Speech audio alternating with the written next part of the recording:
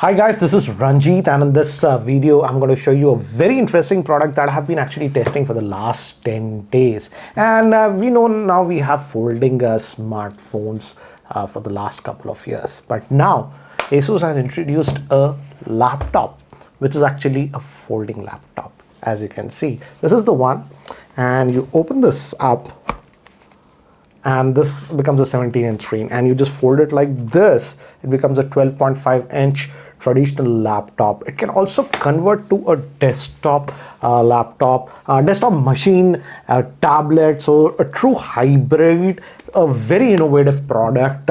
And I'm just glad to see that this product is a reality. This is not a concept or something. This product is going to be actually sold in the market. So let's have a closer look at this incredible laptop that is known as the Asus Zenbook 17 Fold OLED.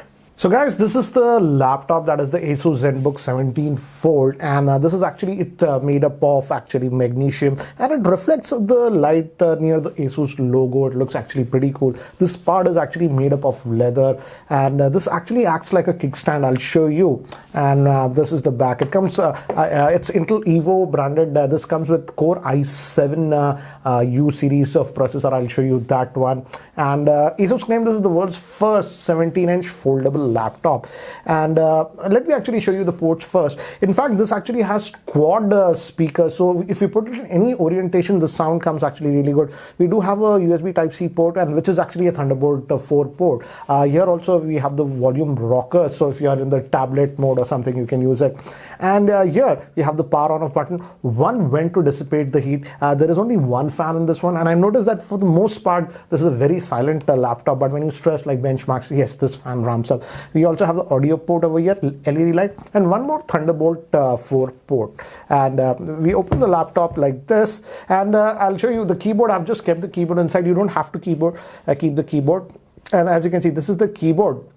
And when you have the keyboard, it works like a traditional laptop, but in this form factor, like a normal laptop, if you're using it, this becomes a 12.5-inch screen that you have. So the moment you put the keyboard, and the keyboard is magnetically attached, and if you just remove it, it opens up and goes in this full screen mode. You can obviously put it like this, and as I was telling you, you can use it like a desktop now. You can put it like this, and now it becomes like a desktop. It's too bright. Actually, the screen is pretty bright on this one. Let me just lower it a little bit. Yeah, looks much better. And in this full screen mode, guys, this becomes like a desktop kind of experience, I would say, as you can see. And you can put the keyboard here and just use it like a traditional desk laptop. So definitely a two-in-one, I would say. And I used this in this mode quite a bit, where I had space, so I was able to use it. And this is again a Bluetooth keyboard that you are getting.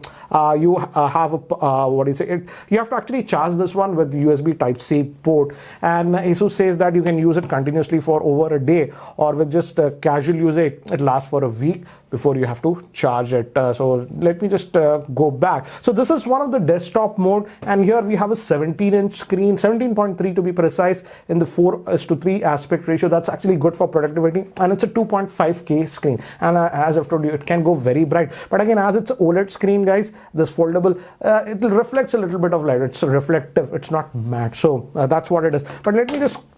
This is the kickstand. As I've told you, it is integrated in the body. So let me just put it back and pull it like this. Okay, you can use it like a tablet, also massive tablet like this. I use this quite a bit like this, and here again you get the virtual keyboard if you're using it like this, so you don't have to worry when Windows come. And this is actually great for multitasking. Let me just open some of the apps, and as you can see, I've opened a bunch of apps now. And using this mode, let me just go back here. You have this Asus Expert setting where you can actually, let's say I have these three windows, I can just press this and it quickly divides it. So this way, I would say, or let's say you just want into two, one at the top, one at the bottom. This is great if you're doing some research work or something like that. This is independent, this is independent. So you can do that. Or if you don't want that, of course, you can go back to this full screen mode like this. So I used it like this for a little bit of time when I was doing some research work. Okay, I was working on the top, for example, writing the document. Bottom screen, I had some material for reference, so you can use it. And of course, if you don't want, you want the traditional laptop, just place this, and this is magnetic, and this, it now reverts back to the normal laptop mode. And the trackpad quality is good, guys. You don't have to worry about the trackpad. The only nitpicking is that the trackpad is not backlit. That is what I have noticed. But apart from that, the quality of the trackpad is actually good on this laptop. Now, you might be asking, what about the processing power and on this thing? This is powered by the latest Intel 12th generation Core i7, specifically the 1250U. This is actually a very power efficient processor. Just consumes 9 watts of power. Let me actually show you. Let's go to CPU Z. So guys, this is CPU Z, and it's having the Core i7 1250U processor, as I've told you. And this is basically a Core i7 that you are getting. Only one variant is going to be sold in India. This is based on 10 nanometer process, and this is actually a 12 core processor, guys. Basically, it has two P cores and 8 power efficiency cores on this one, and a very power efficient processor. As I've told you guys, just 9 watts of power, that is TDP. And if you're using the laptop normally for like this, doing just Word documents, casual browsing and all those things, I haven't noticed the fans ramping up. I only noticed the fans ramping up when I was running the benchmarks and something like that. Of course, the main board is made by Asus, and memory we get 16 gigabytes of DDR5 RAM, and it's actually very fast RAM that we are getting, and that shows in the performance. Of course, it's having Intel Iris graphics Xe on this one, and so actually pretty good configuration. Core i7 for a, what do you say, ultra light kind of a form factor that you are getting on this one. Next thing you might ask, I'll show you the benchmarks and all these things. What about the crease or something on this? Let me just close all the windows. The good thing is that when you unfold it like this and everything, you hardly notice this crease on this one. It's actually much better than many of the foldable smartphones. Let me just zoom out. As you can see now, this is in the full screen mode. Yes, the crease does not bother me in this one. It's a lot less prevalent, I would say, compared to the most of the smartphones. And of course, if you're using it like this in the laptop mode, you hardly notice that one on this one. And of course, you can minimize this. And again, I completely forgot, it's actually great for watching videos. And in fact, let me give you an idea. Let me just load one YouTube video. I'll just use the virtual keyboard to type. The sound, I have to say, is one of the best that I have seen on a, what do you say, Windows based laptop. It has that quad oops, here it is. Let's just play this, and I'm going to increase the volume. This is not even at 30% volume, guys. This is 60% volume. This is 100% volume.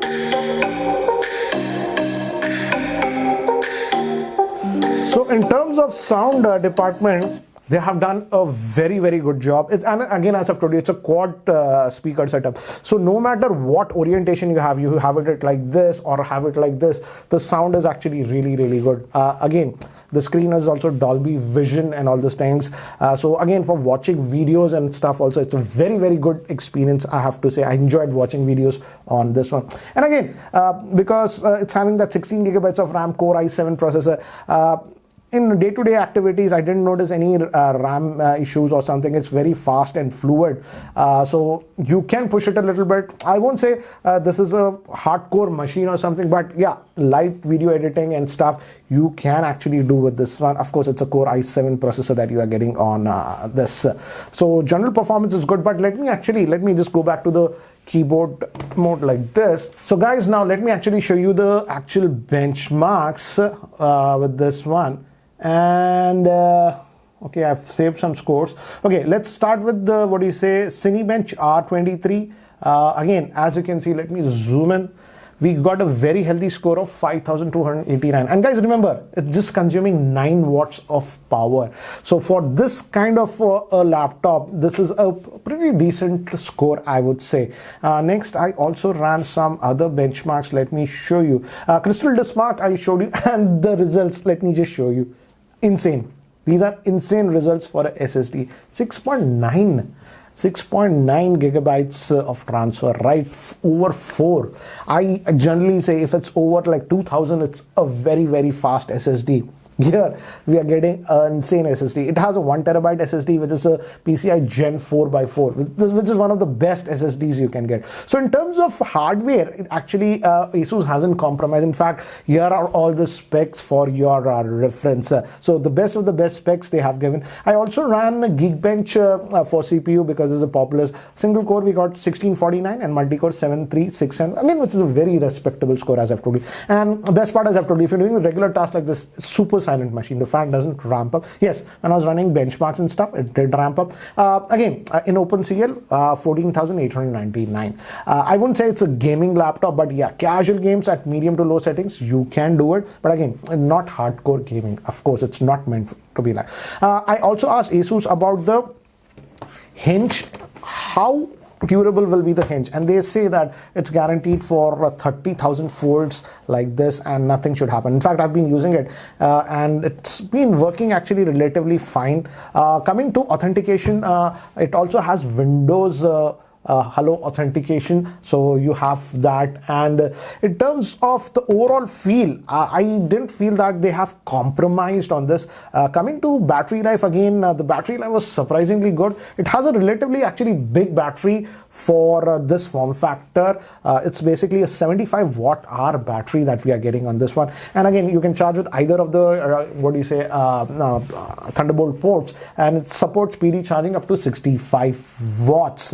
And I was getting anywhere about 7.5 hours of battery life. Again, the battery life will depend on what mode you're using, guys. If you're using like this in the traditional laptop mode, because automatically it shuts off the lower part of the screen, you'll get better battery life. But if you are opting for the full screen size and using it in like a desktop mode or something like that, yes, of course the battery life will take a slight hit, but overall I would say a very good battery life on this one. And also of course you get Microsoft Home Office pre-installed on this one.